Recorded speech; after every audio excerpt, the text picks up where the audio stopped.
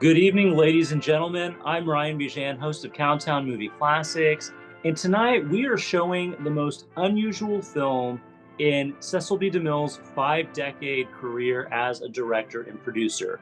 From 1930, it is the very odd, very weird musical sex comedy Madam Satan. And joining us tonight, he is COWTOWN Movie Classics fan favorite. He is film historian, author, Mr. David Del Val. How's it going tonight, David? Hey, well, never better, as my friend Corey Ackerman used to say. And I'm utterly delighted that we're talking about this crazy, zany monument to Art Deco and also pre-code. Well, tackiness is it's an amazing movie, but for everyone that's about to watch this, you must be patient with the first 45 minutes, which is drawing room comedy, the camera cemented to the floor. It's boring, but you must be patient because once we get to the Zeppelin over Central Park, it becomes a surreal kind of masterpiece of Fritz Lang meets Busby Berkeley. And my first introduction to this movie was quite spectacular. I was living in San Francisco. I was going to college up at San Francisco State. And Kenneth Anger came to San Francisco in the summer of 1974 for the San Francisco Art Deco Film Festival. And David Bowie was with him, and the place was slammed. Everybody wanted to meet Kenneth Anger, and David Bowie was there. And it was like you're having a costume party. Kenneth Anger brought Madam Satan to the Art Deco Festival. No one had seen it. I'd never heard of it. And he was passionate about it because when Kenneth got passionate about a movie or an actor or an actress, it was like that was it.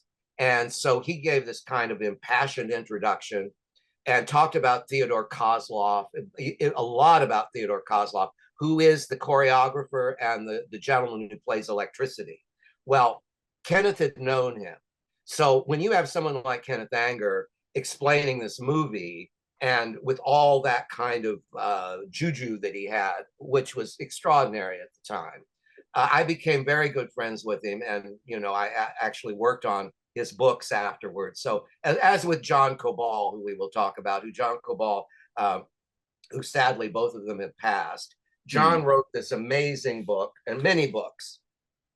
This is one, the Art of the Hollywood Portrait Photographer. John was probably one of the best.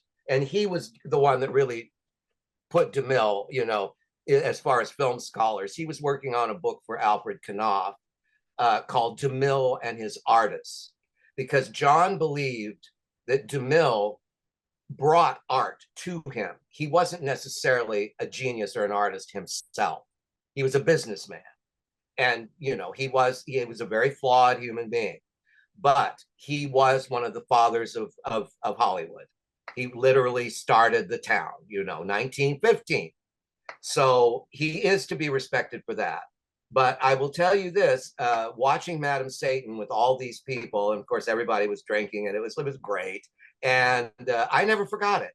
And then I started collecting through John, a lot of original photographs, like all these amazing shots of Kay Johnson. So while you're about to watch this, just remember it's an artifact of its time. It came out in 1930. It was DeMille's first movie with sound. He had done 3 for MGM, Dynamite, Madam Satan, and I've forgotten what the other one was. The Squaw Man. The Squaw Man, Dynamite, and Madam Satan. So it's an enjoyable movie once you get into the rhythm of it. But just remember that it's all about that Adrian costume. There's never been a movie that was so elevated by a costume, because not only does her gown as Madam Satan epitomize Art Deco at its most glamorous, it's a brilliant costume. And the man who designed it, Adrian, of course, designed all the great costumes for The Wizard of Oz. And he was a favorite of all the stars. Paramount was an amazing studio.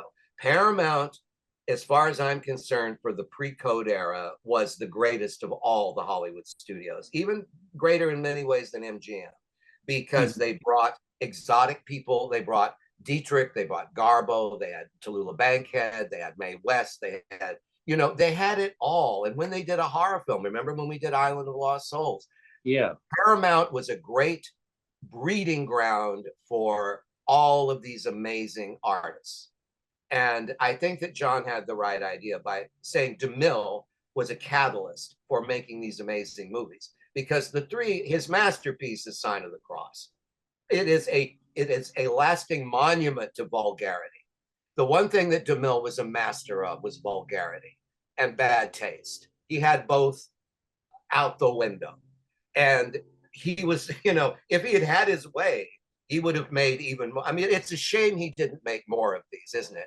But this film tanked terribly. His time at MGM nearly, it was bad.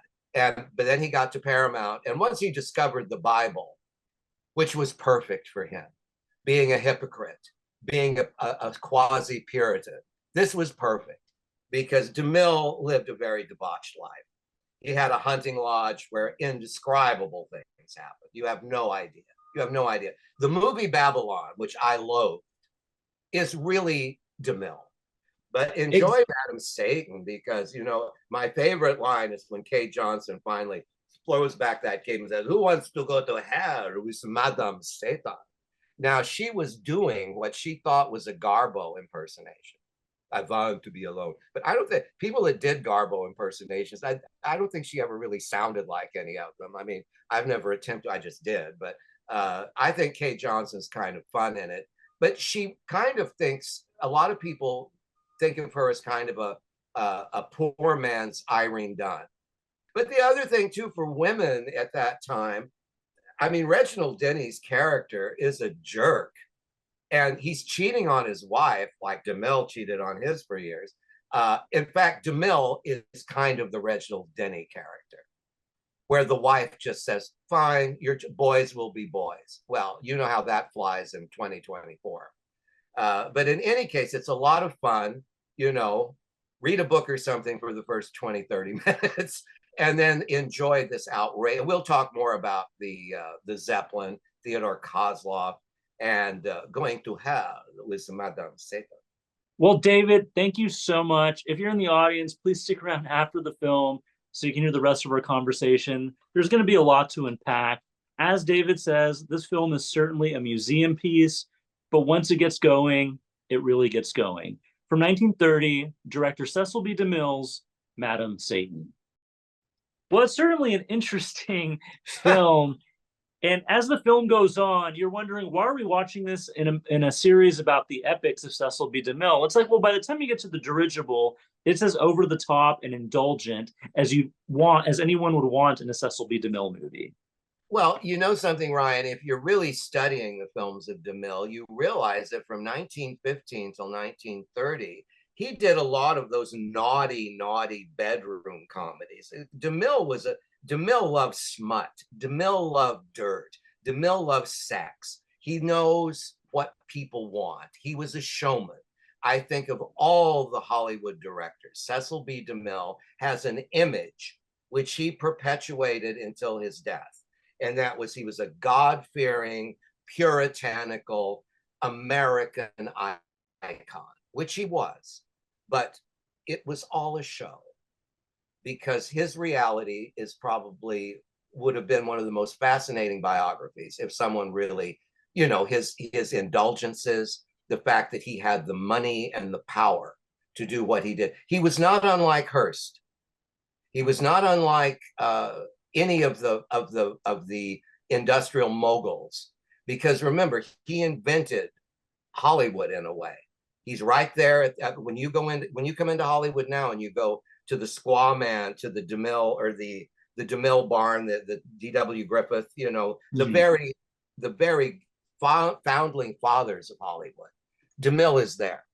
Yeah.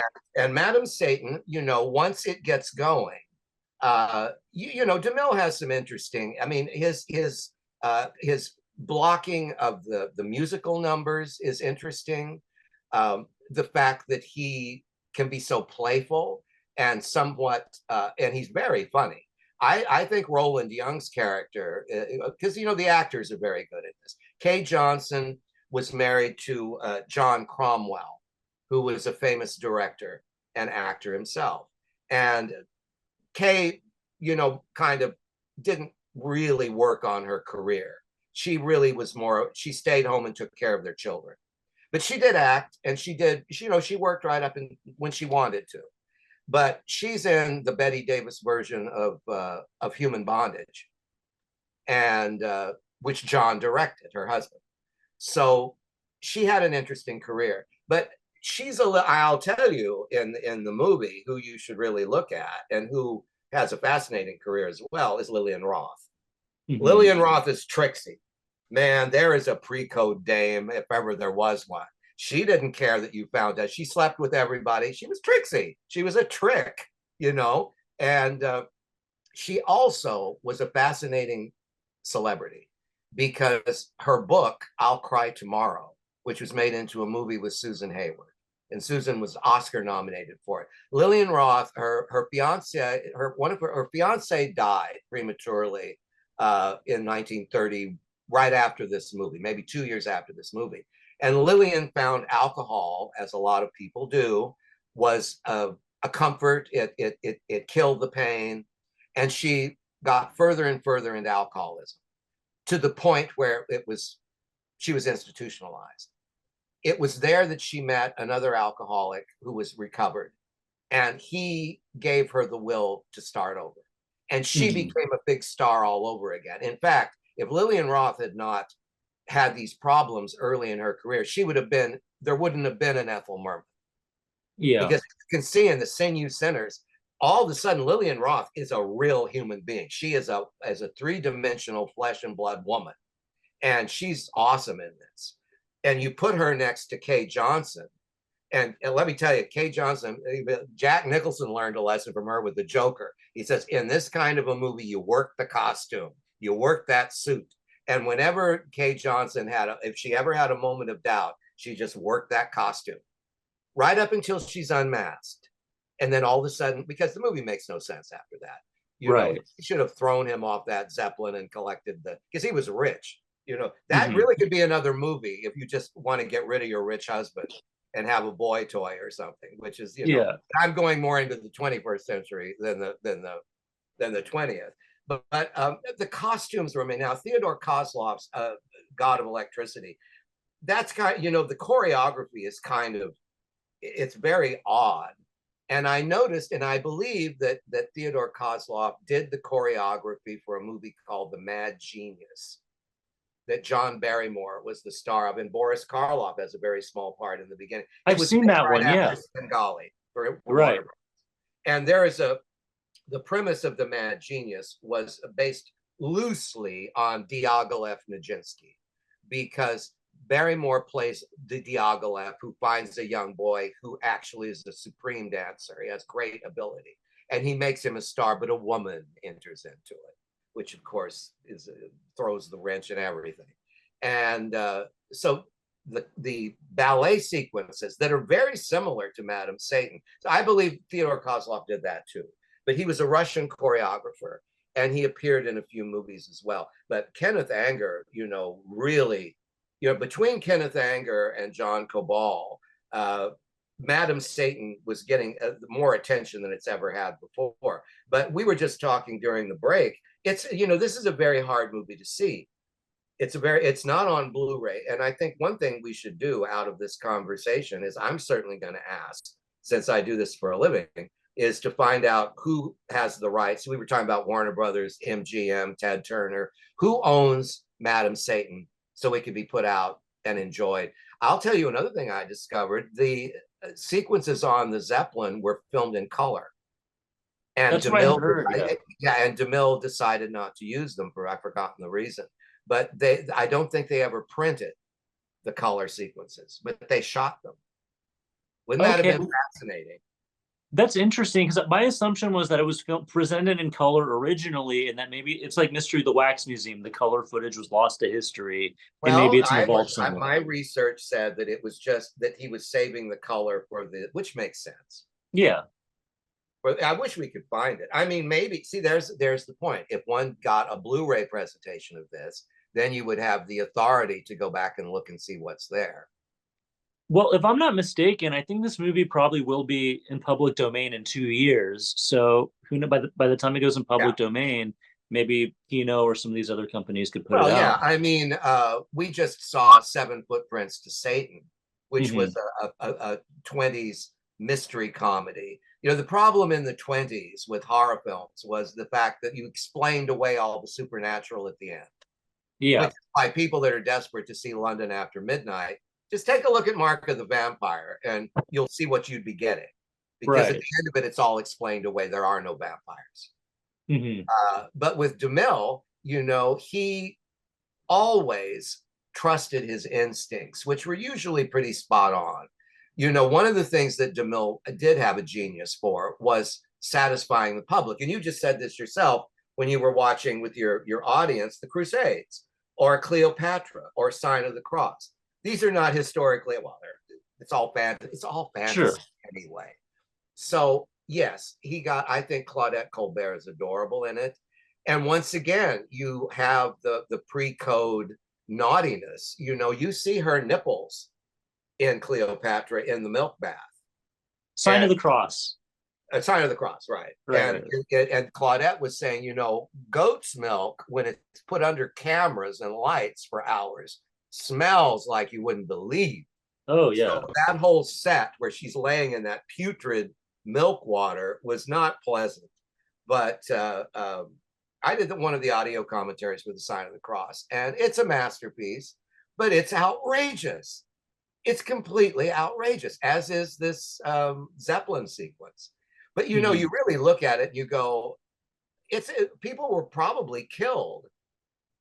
Not everyone had parachutes. Did you notice people were like going out? Looks like they were jumping out of that wearing suspenders, Yeah, and you never see them again. that's true. And you know, when Yeah. the Zeppelin, you know, there's inconsistencies because the Zeppelin is anchored, and then all this, and there's no storm. Hmm.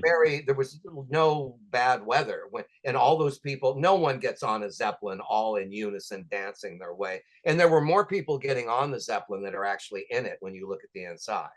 Hmm. So he didn't really follow continuity. No, he didn't care. He really didn't. He had a good time. He had a So, good time. what? You know, he was the father to his people. I am the, he was like Anthony Quinn in Lawrence of Arabia. I am a river to my people. Well, he believed that. And in a way, he Yeah. was. I know Vincent Price told me when they were making the Ten Commandments, which was his last picture. And Vincent said, of course it was his last picture. He was practically dead when he made it. He went to Egypt. We didn't go to Egypt. And he said, one day I said, Mr. DeMille, I don't know quite how to say these lines. Yonder is the glory. Yonder is the city of Seti's glory. And DeMille said, let me show you something. And so he showed Vincent 10,000 slaves moving an obelisk up the hill. And Vincent said, oh, well, now you've given me something to work with. He said, DeMille knew. And he said, everyone in Hollywood wanted to work with it. Because remember, in the Ten Commandments, you got Edward G. Robinson. Yeah, Edward G. Robinson. Yeah, what? The golden calf, golden calf. I mean, it's hysterical. It's just, I mean, the Ten Commandments needs a laugh track. Yeah. It is very funny. And Vincent is a scream in it. I mean, a scream, because he ties up John Derek, strips him to the waist, and says all those obligatory homoerotic things to him. So you know, DeMille is enjoyment personified if you really get into the spirit of his movies. And you know, it's an interesting thing that he made this. This is a great movie to begin if you want to discover DeMille, because you see him at his most playful, you know, where he wasn't as assured, because an assured director wouldn't have made so many mistakes in the first 30, 40 minutes of that. It's just bad. It's just it's a bad 20s movie. It's a bad silent movie because it's a silent movie, because Yeah. it's basically a drawing room comedy. And the tragedy of those movies that were being put together then was that way too much dialogue. They're dialogue heavy.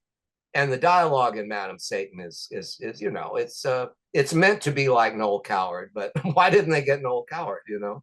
Now, it's easy to criticize the film now, but even in 1930, the film did not do well financially or critically. So what was that response like in It made 1930? $1,000 in 30s money.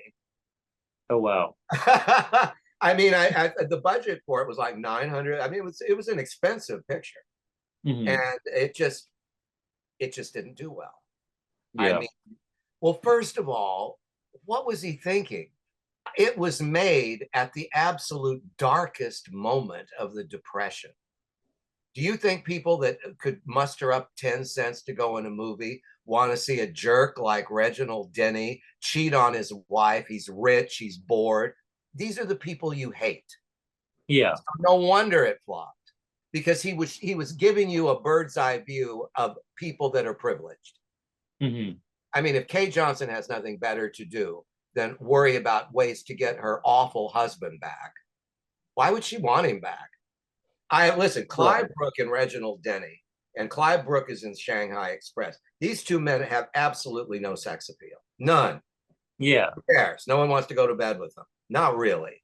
But that's what that was the era. You didn't have the Tyrone Powers and the Errol Flynn's then. But there was George O'Brien, who was kind of a hunk, from the Jonestown flood, I guess.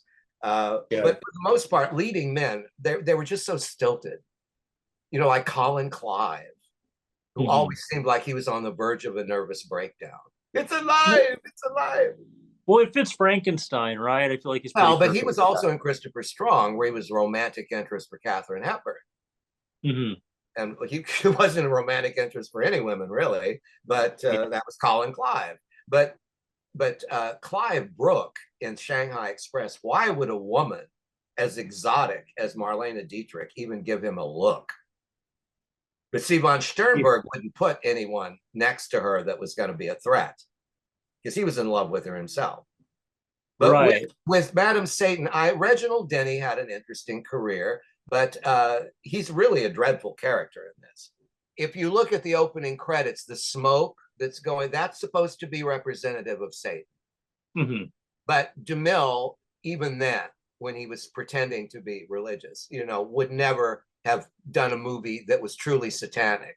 But those of us that are interested in satanic cinema, movies like The Black Cat in Yeah. 1934, which also, The Black Cat and Madam Satan do share something in common, as they both go into the Art Deco motif, the Mm-hmm. Bauhaus Black Mass, the chrome and glass fortress that Karloff lives in, is not unlike the Zeppelin and all the Art Deco trimmings that are in it. The Electric Ballet is a monument to Art Deco, in the same Mm-hmm. way that the False Maria was in Fritz Lang's Metropolis.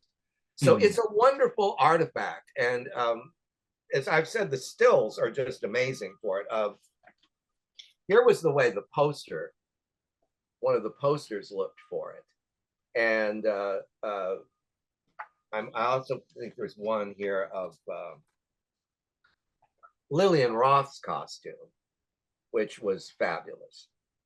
And you notice Lillian Roth was the belle of the ball and was being auctioned off. I mean, you're auctioning off women, right? Okay, Mm-hmm. let's do that. And Trixie, great name for her, my role. Trixie is like the number one until it, blah, all of a sudden in this ridiculous falsetto comes Madame Satan. And these women are like, they're completely sexually free. That's extraordinary for this particular time, isn't it? Maybe Mm-hmm. maybe we just weren't ready. I don't think we were ready for Madam Satan, you know? I We're don't think ready we're for still her ready now. for. Well, I don't know. I'm ready to go to hell with Madame Satan. It's a Yeah. shame that someone like Garbo didn't attempt something like this. Although Garbo's costumes for MGM, I mean Mata Mm-hmm. Hari's that costume is certainly worthy of Adrian's. Travis Martin did those, I guess. But in any case, no, this is a very enjoyable, and I really appreciate you bringing me in, because this movie has such fond memories for me, because it introduced me to Kenneth Anger, who, you know, became a lifelong friend. It introduced me more to John Cabal, who started me, you know, on the rocky road of film history. And I've got an affection for it, you know, and I just think the Zeppelin sequence and all of that makes it kind of a work of art. Yeah, and it's certainly worth watching and revisiting now, 94 years later, because there's a lot of interesting stuff in the film, even if the film doesn't necessarily work as a whole. No, I mean, I love the idea of all these bums in Central Park waking up and seeing all these weirdly costumed people parachuting out of. They go into the zoo, and the guy's looking at his watch to see when they're going to feed the lions, as if the lions are on the clock too. Oh, we won't eat him. It's not time. There are little moments like that in the movie too, which, you know, kind of go unnoticed, or maybe they don't. But I really think one needs to pay close attention to everything after they get on the Zeppelin, because that's really where it comes alive. And there's so many. I mean, it really needs revisiting. But, you know, I'm just sure that one of the problems with it was getting through that first hour, you know, where people are slipping around in bedrooms. You know, I mean, his wife comes and catches him with another woman, and that's okay. Oh, I know what I'll do. I want to win him back. Why? Well, the only thing I can think of in terms of realism is that he was the one with the money. So what else is she going to do? She can't have those costumes unless she's got a sugar daddy. And that's really Lillian Roth's character. You know, I'm sure everyone was interested in Reginald Denny because he was rich. Well, hey, you know, if this movie came out today, she would take him for everything he's worth in the divorce. Everything. Right? I mean, community property, baby. It'd be an Anna Nicole Smith situation. You know? Exactly. I want to see Anna Nicole Smith's Madam Satan. I think that would have been interesting. Listen, at this point, I want to see Ryan Gosling's Madam Satan after I'm just kidding. See, you know what? I think, you know, it's an interesting thing to talk about the Oscars and Madam Satan, because in a way, over the top, fun, surreal stuff is what people want. The Oscars came back to life with I'm Just Ken, because that was fun. That was gorgeous. That was an eyeful. That was one of the great moments in Oscar history.